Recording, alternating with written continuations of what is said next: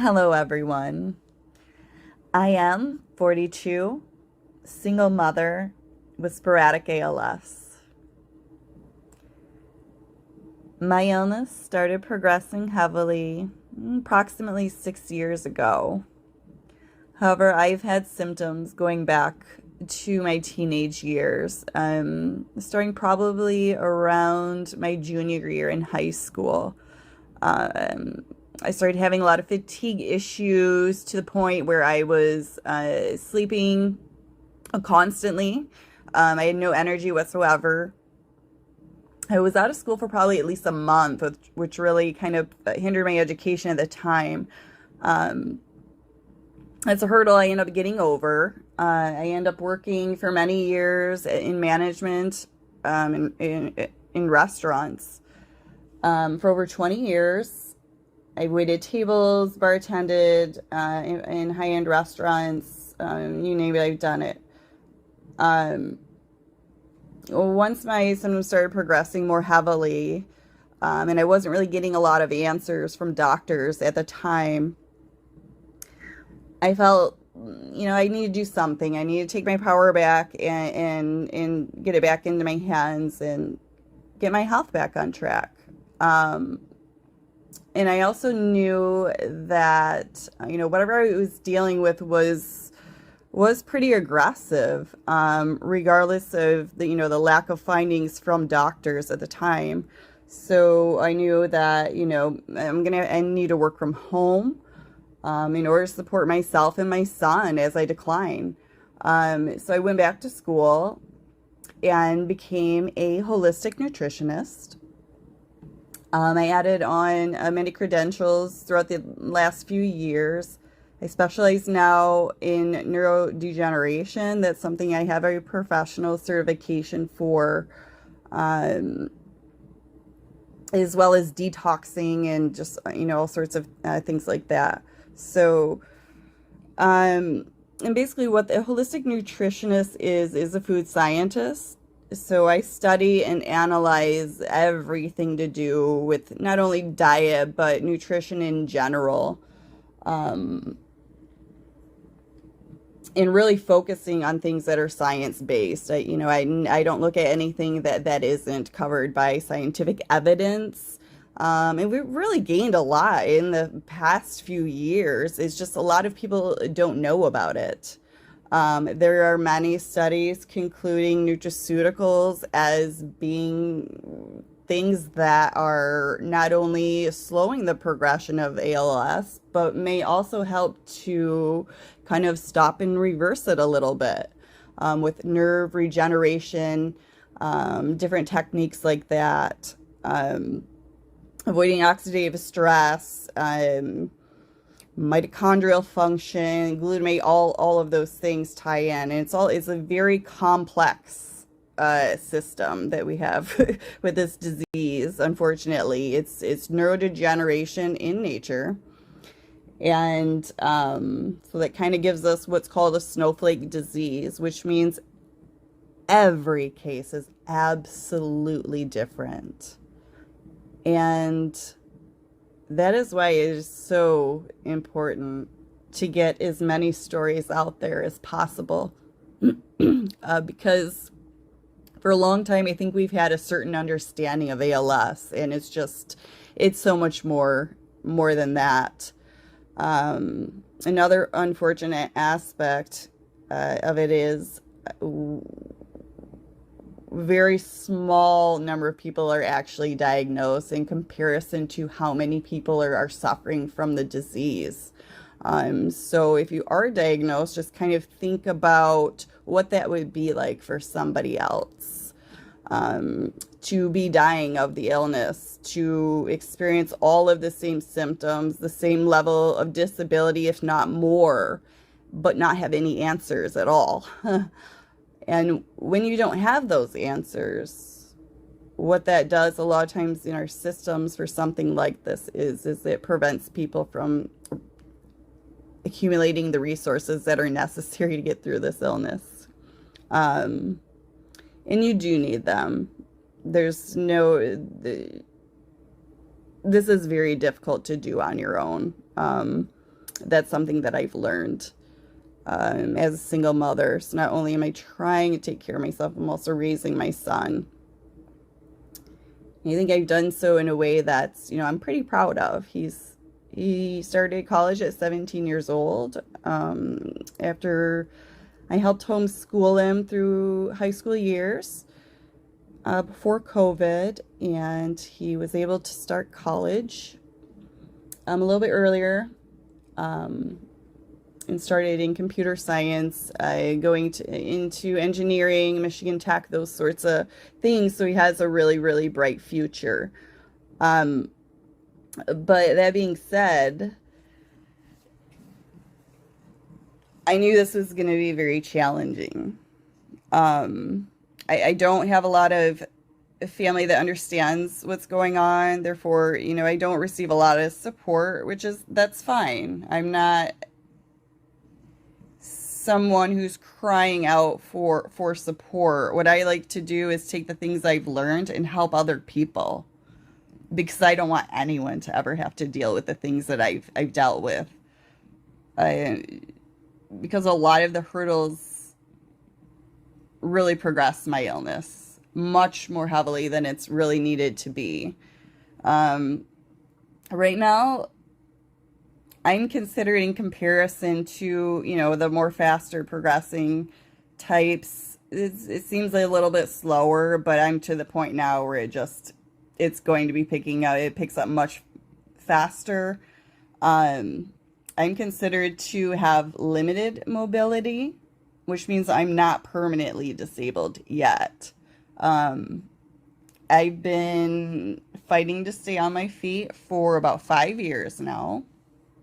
I did a lot of physical therapy. I've always done anything, whatever's out there that's going to help. I've done it. I've done the work, and I know that was really helpful for a long period of time. For me, it just got to the point where mobility is now progressing my illness too heavily. So I'm not permanently disabled to where I absolutely require a wheelchair. You know what I'm saying? I would need it for energy conservation. And right now it's kind of to the point where any energy exertion I can feel is I'm really on that line of being permanently disabled. But would need a wheelchair just to help with the energy and stop, slow that progression down a little bit, which you can absolutely do. I've done it myself. I've never taken any medication for ALS, because right now there's just really no good solutions, and I'll get more into that later. But it's just something that I've stayed away from entirely. I didn't want to decrease my liver function. I did not want to kill my vital organs. I knew that I needed everything behind me to deal with this going forward, if I wanted to be able to slow this down or do anything. When I was working in restaurants, before I attempted to launch my nutrition business, my illness was progressing so fast that I could not even sit up. I couldn't sit up at a dinner table. I couldn't just sit up without being propped up. Something behind me. I was getting way too weak. I was dragging myself through the days, dragging myself through grocery stores, basically using a cord as my walker. And it's really, it really lent itself in a bad way. I could tell once, again, that it was just progressing too heavily and that I need to slow down. Or else I was gonna end up dead before my son ever graduated high school. And that was just not feasible. I'm a single mother, and I'm the only parent he has. And right now, that's kind of my biggest fear. It's like, I need to get my son through college. I also need to take care of my health. And now the problem that I'm seeing is my son is now presenting with ALS symptoms at a very young age. He's under the care of doctors and is being tested for many things. Of course, it's just the process we all know of going down the diagnosis road of ALS, is eliminating everything else out there because there is no test right now for this. So, there's just a little bit about my story. I don't want to keep going on for too long. I do plan on making more series and getting more in depth about some of these things because some of the things that I advocate for are early diagnosis due to things I've seen from my story and others.